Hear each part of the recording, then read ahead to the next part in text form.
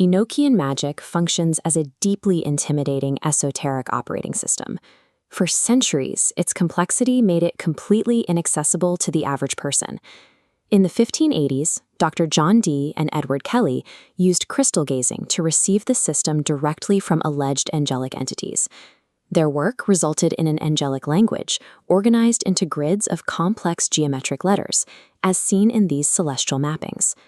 This data consisted of 48 precise rhythmic calls and tablets that served as maps to invisible dimensions. Dee had compiled an esoteric codebase, too complex for a normal human mind to parse or safely use. During the Victorian era, secret societies like the Hermetic Order of the Golden Dawn heavily gatekept this material.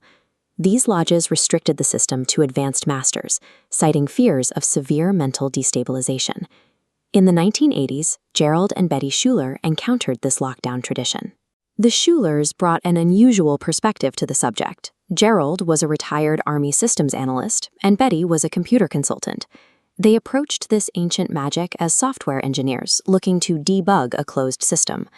Their radical intervention involved stripping away the dense layers of Victorian religious dogma to fully reverse engineer the system's underlying logic.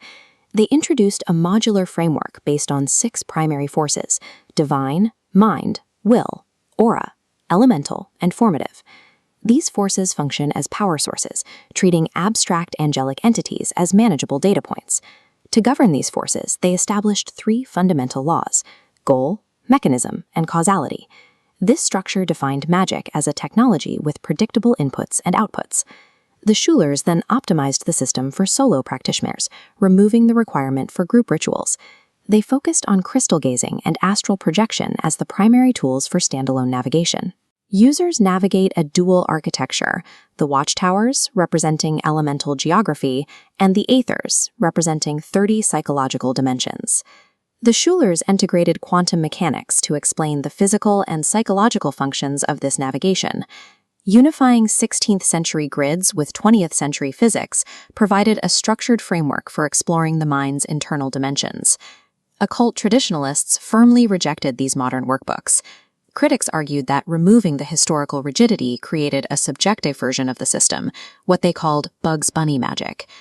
The Schelers countered using systems theory, arguing that any operating system that does not adapt will inevitably die out. Their core stance was that magic must function as a scalable psychological tool that adapts to the modern era. This conflict tests whether broadening access to a complex technology preserves its power or reveals its true potential. The final form of the Schuler synthesis was a series of step-by-step paperback workbooks. Publishing these rituals in mass-market paperbacks placed them directly in the hands of the public. For the price of a single book, anyone could study the same material that secret societies had guarded for generations. The Schuler synthesis provides a safe, modern interface for a 400-year-old angelic cipher. In the modern era, the system uses structured, self-directed methods to unlock the mind's latent potential.